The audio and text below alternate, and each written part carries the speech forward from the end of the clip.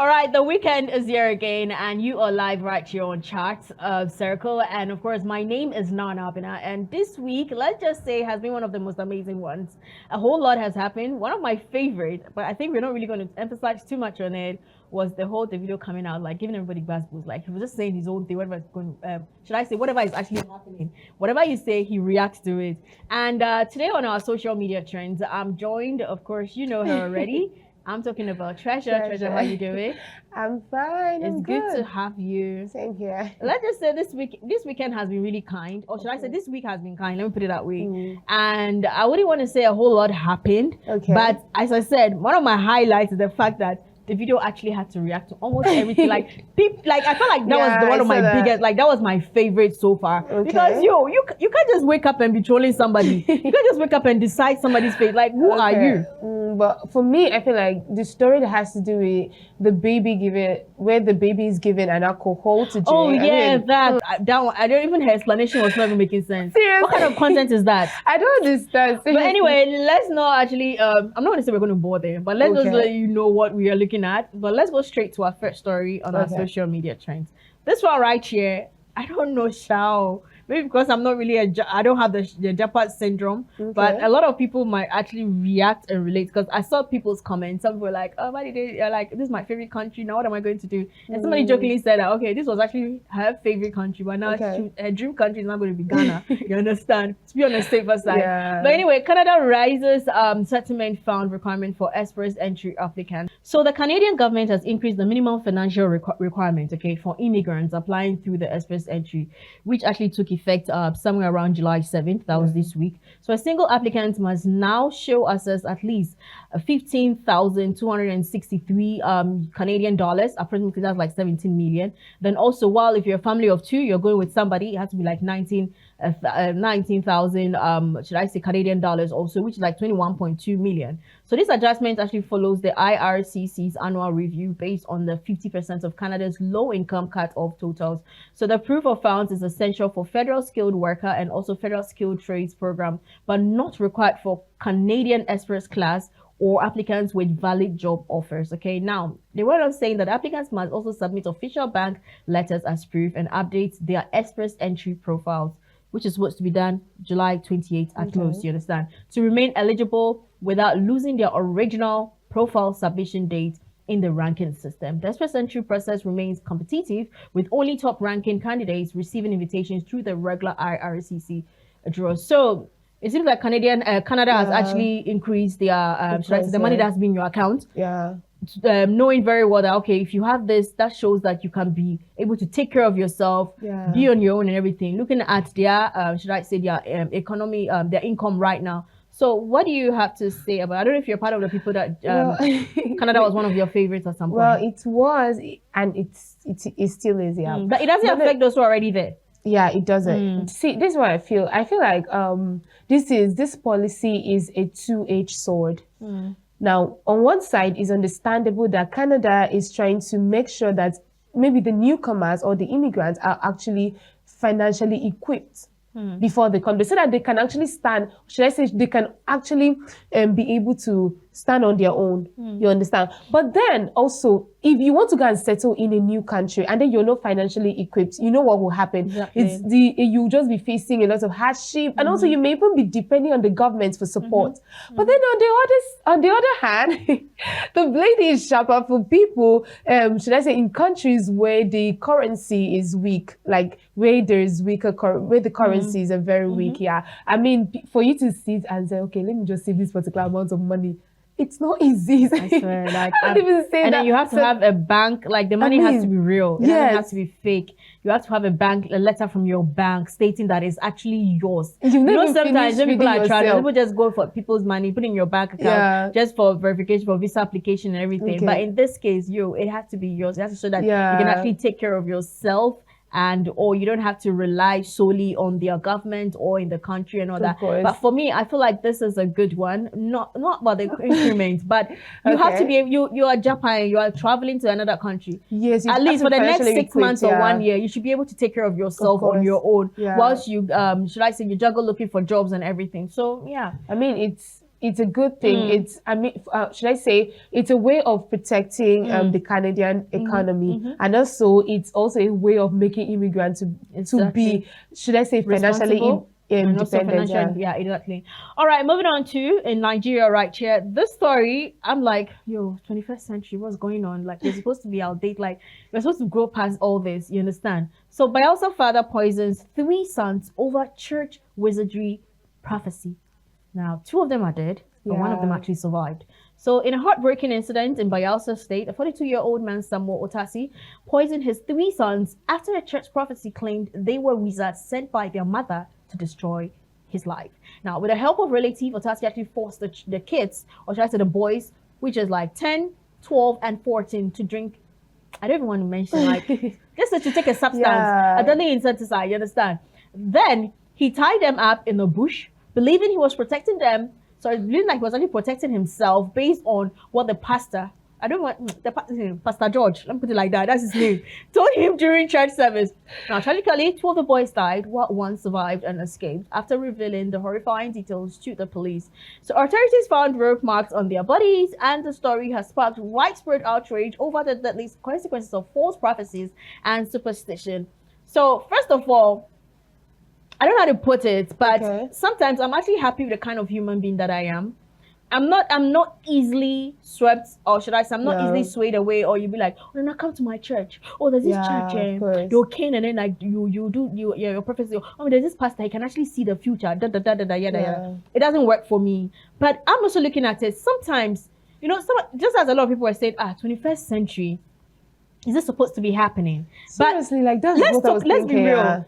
The most educated person, when you are actually gullible, or should I say, you basically have no help anywhere. Okay. Even though you're the most educated person, girl, forget it. We have pastors, or we have people that you feel like, okay, you can actually rely on. They can just persuade or just make you believe certain things you're not even supposed to believe. We've heard recent times where these kind of churches or these kind of prophecies end up telling you that, hey, guess what? Your grandmother did this, your father did this, and people don't even end up talking to their siblings or end up talking to their mothers. That's what I don't know. Like, it's truly, like, this story is truly heartbreaking, like very heartbreaking. Do you know that for a moment I just sat and thought to myself, like, okay, first of all, it tells us something. It tells us something important about the danger of blind belief. Yes. And also, I said I was thinking to myself, like, bro, you actually trust a prophecy over common sense.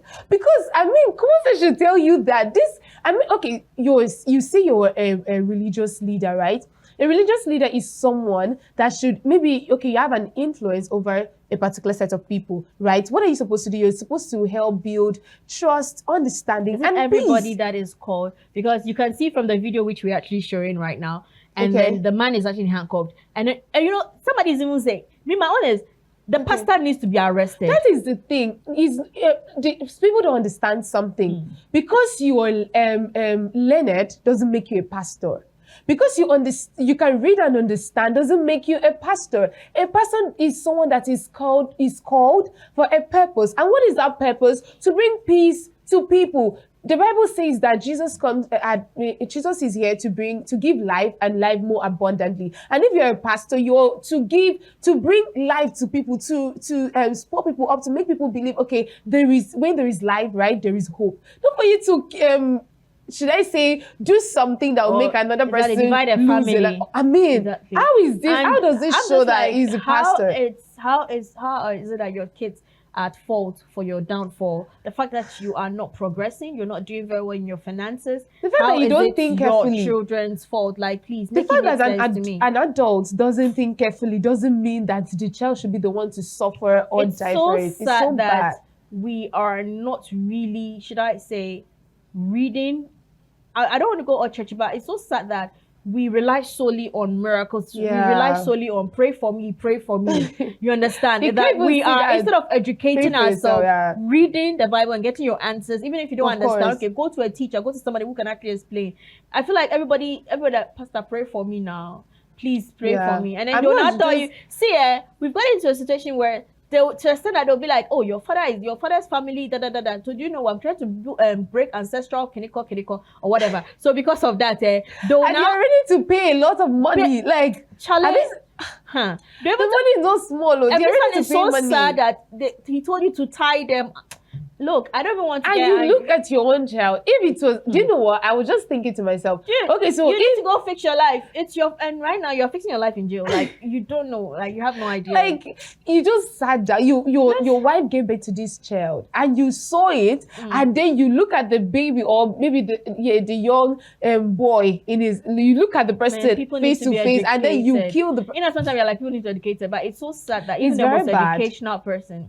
Educated person, man. And we're moving on to the next story, still in Nigeria, but let's say the movie industry. Priscilla Ojo reveals threatening letter sent to Iyabo Ojo weeks before office fire. So Priscilla Ojo, actually daughter of the actress Iyabo Ojo, actually has shared a disturbing letter her mom allegedly received weeks before a fire broke out at their house, or should I say at the mother's office. I actually saw the video and I was like, man, thank God that no lives were lost. They were all safe and everything. Now the letter actually typed delivered, that was around May, that's my understand, was from a group calling themselves aggrieved group. If one Priscilla Ojo would not enjoy her future marriage and threatened to destroy the relationship, the group also claimed they would be watching the family closely. Like, this is a threat. This is like threat. I'm just like, how do you sit down and feel comfortable threatening somebody, trying to make them feel uncomfortable? You understand? And you even went on saying that now the office, should I say, caught fire earlier this week, you get me, raising suspicions that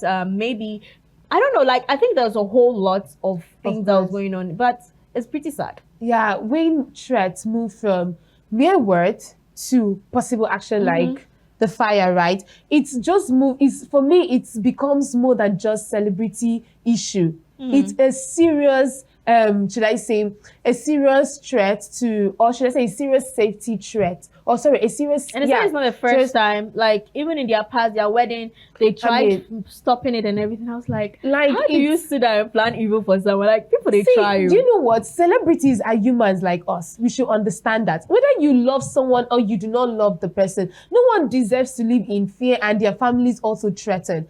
Celebrities, forget about all the big lifestyle and all the rest, right? But they have the same emotions that we are. They feel the same way we feel. You don't expect, after the letter that you sent to her, that she won't be afraid. She will be afraid. But then we shouldn't take such threats as maybe something casual, or we should take it very seriously. Exactly. You should involve the police. Investigation should be very thorough. I think they will be doing that, or they are doing, or they've already done that already.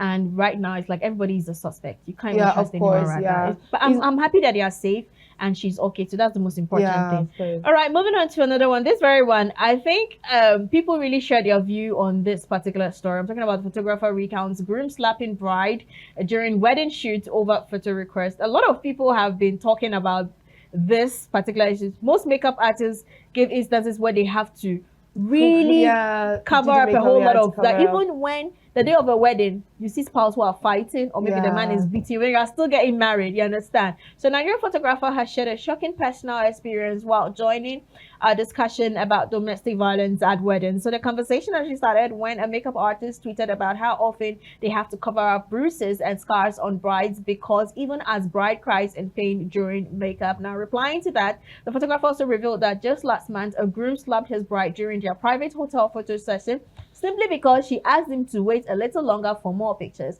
Now, the photographer actually said that he pretended to focus on the camera to avoid getting involved, calling it a family issue. The story has sparked outrage, highlights has hidden abuse some women face, even on what's supposed to be the happiest day of their lives. Like, I don't know, Shao, that I'm loved.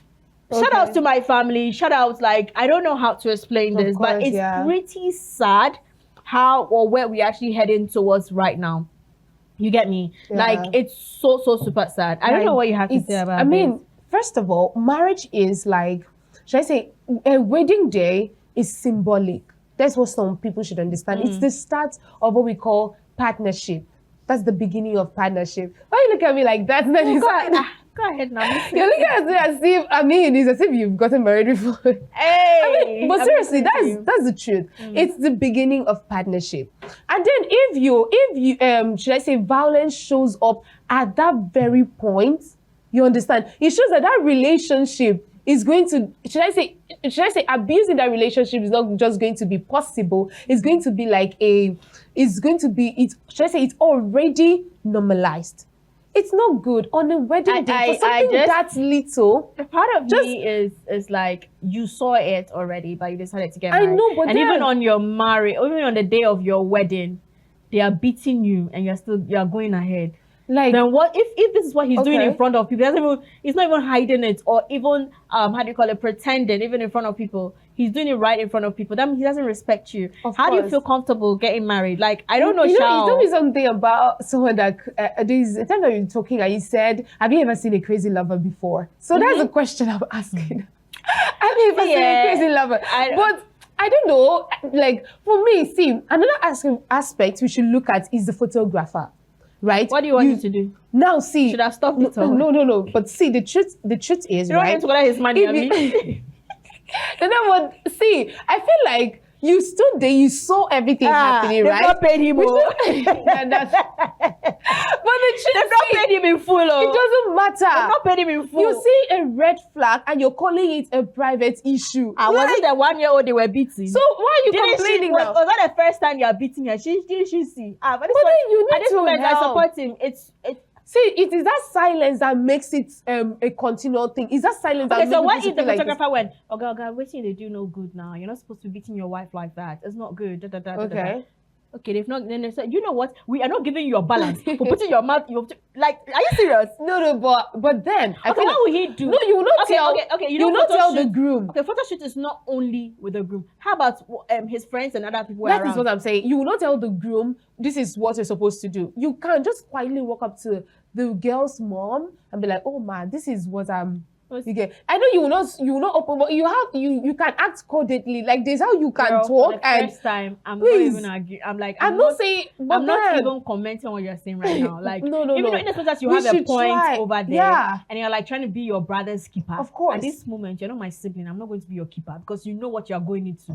If he's doing that kind of thing when you are around, imagine when no one is there. He slapped you a night before the photo shoot. You were okay. He slapped you 3 days ago before you went to buy a dress for the photo shoot. Yeah, he slapped you 5 days ago before he gave you money to pay the photographer. Girl, she knows what she's doing. But do you know that sometimes all these red flags doesn't show up when you're maybe dating the person? Okay, you know you're saying that he could have gone over there. Okay. What if you're going to be like, is it your business? Why are you putting your mouth in our conversation? You know some girls can do that, right? I know, Sha, but I'm just saying. Yeah. All I'm trying to say is you say, okay, you're just saying what? Just say it. I was saying that, see, there are sometimes that some ladies, right, you know, so sometimes they feel like, okay, at the beginning of the relationship, that kind of thing never happened. Maybe when they now started their courtship and all the rest, it started happening. But for me, I feel like those girls may be feeling embarrassed. Oh, what will my friends say? What would this person say? What would this person say? I'm just saying people's perspective. They may not want to quit. There's no way you wouldn't see a red flag when you were even courtship and dating, and then almost the same thing. The only difference is like you actually want to get married.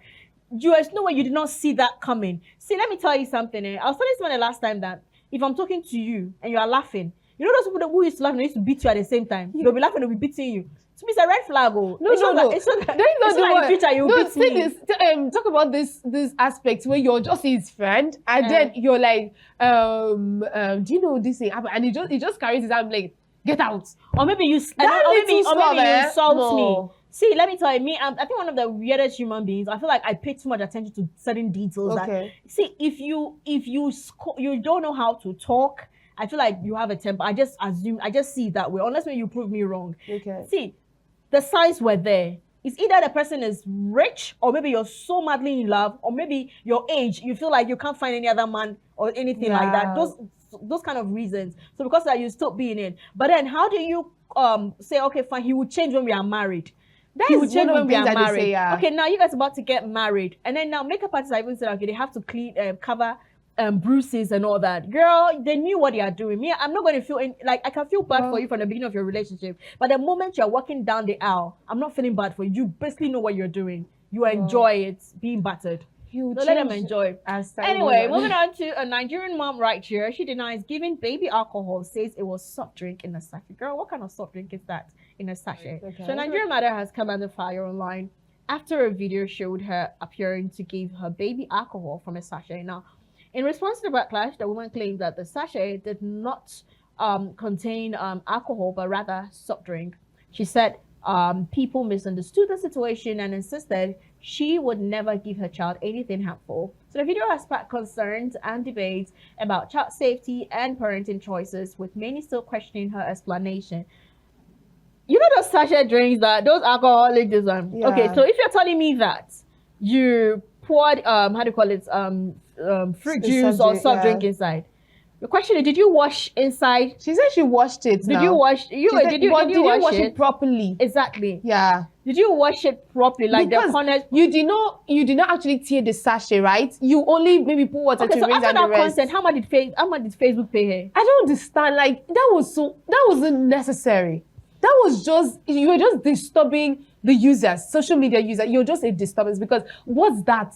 With your own child, you're doing what? You're trying to maybe what do they call it? Content. What kind of content is that? First of all, okay, let's talk about this part. Okay, first of all, even that alcohol company has every right to sue you for using their label or using their company to put soft drink inside, to replace it with a soft drink. That's another angle. I mean, like, you're coming out to apologize. And then baby. What were you expecting? What What kind of reaction were you expecting? There's no way alcohol will not still be smelling. People are writing. There's no way alcohol is still going to be smelling from that sachet. And you are like, what? Whenever it's anything that concerns children, people are always rightly sensitive. Oh, I'm just like, I feel that Facebook actually really paid her very well for that content. And she had a lot of followers. And likes Child Protective Service views. actually have every right to come check her house and check her very well. First of all, why she are you even drinking alcohol in front of your child? She said she's sorry. Sorry about sorry. I don't think that counts. I mean, certain things were hidden at some point, but social media, everybody trying to be relevant, everyone trying to trend. I mean, now she has trended now. She's now on blogs, right? Yeah. Maybe she's happy. That's what she wanted. Oh yeah, that is it. I mean, so many. It's not even herself. There's some videos I see on social media. I'm like, what's this? She's not ready.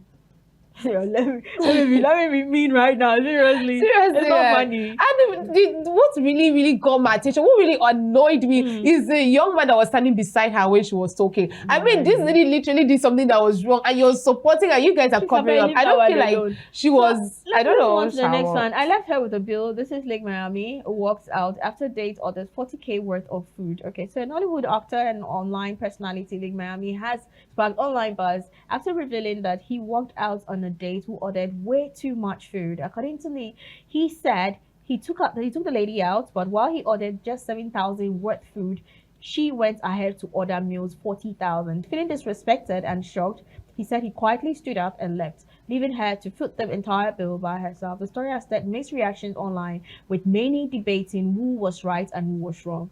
So for me, when I meet somebody, let's say for instance, I meet a lady, and then like I'm a guy and I meet a lady and I'm like interested in her.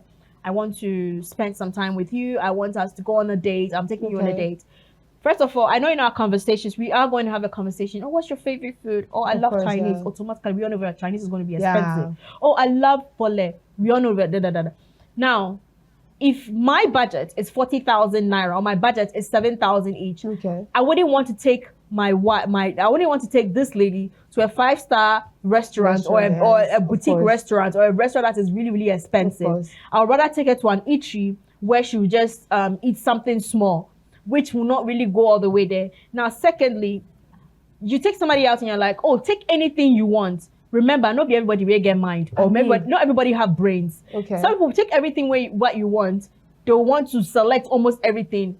And from conversation, so I've known the kind of human being, the kind of person you were taking out. But probably he took her to a very expensive restaurant. So now I'm asking, when I saw the video, right, I'm just like, okay, she chose prawns. She did the prawns. Prawns alone is like 10,000, 10,000 plus, or 20,000. And this is Lagos. And you are saying you chose a meal of 7,000. Which restaurant did you go to a meal of 7,000? Yes. That was what I was thinking too. Like, which restaurant? Because even Turkey, I mean, even Turkey alone is like 5,000 or and so and then jollof rice is like 4,000 plus. Yes. So guy, which food did you choose that is 7,000 naira? Rice and maybe a little beef, or maybe club sandwich with toothpick on top. I mean, that's what it is. See, for me, first of all, when I saw this story, I was like, you should know who you take out. Anytime you're taking someone out, you should know the person.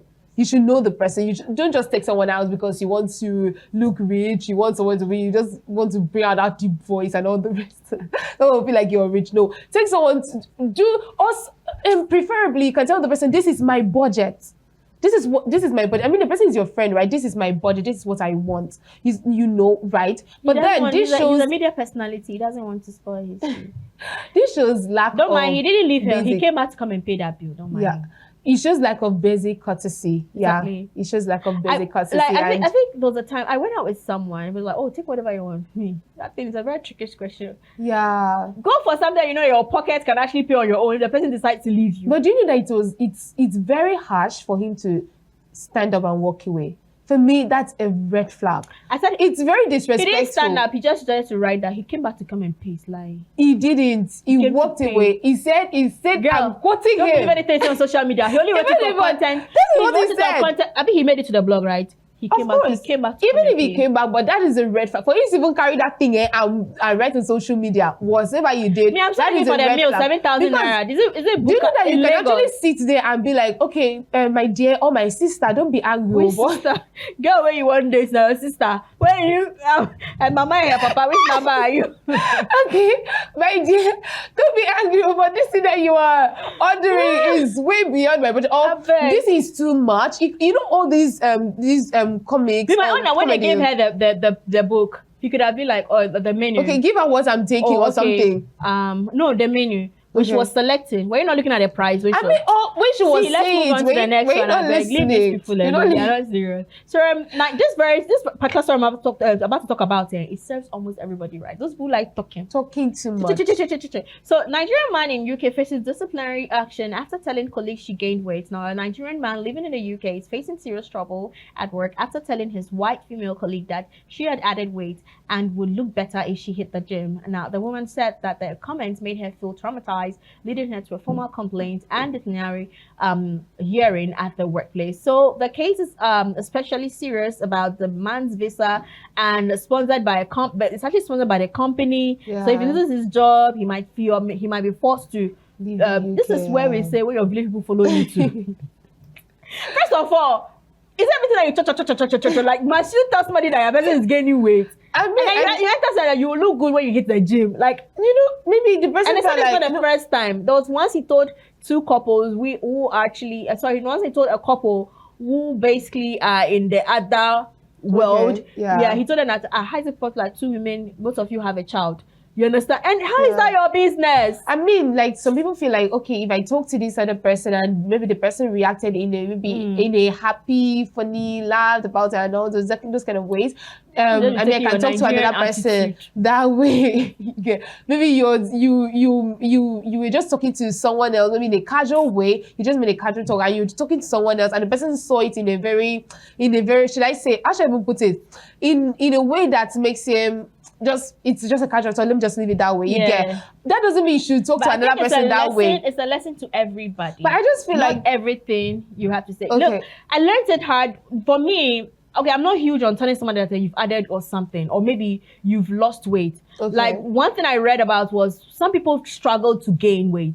Some people struggle to lose weight. Yes. Certain people, it's the moment you just stand there, you're adding, like they're different. You understand? It's a struggle on two ways, you get me? But the part where somebody comes, I'm like, oh, Nana, you've added weight. And also, that's funny. I said, Nana, you've added weight. You know what I told them? I was like, you've also lost weight. So do you have a problem in your family? Are you okay? You want to shade me? I'm also shading you. Do you know that some of them are not actually shaming those people? It's not your business. But you don't know what somebody is going through. It doesn't matter. This is like just come. Same way, I can see a friend is losing weight. But I feel like I can't ask you why you're losing weight. Because one is either you're having issues or you can't gain weight. But Nana, see, let's just come from this perspective, right? You know that there's how you've been talking to this person and your friend and all the rest. You get that kind of stuff. And then you're like, okay, this person, you're losing weight. So do you know that? And all that doesn't mean that you're body shaming the person or something. So I just feel like it was just trying to maybe talk to the lady. But then friends.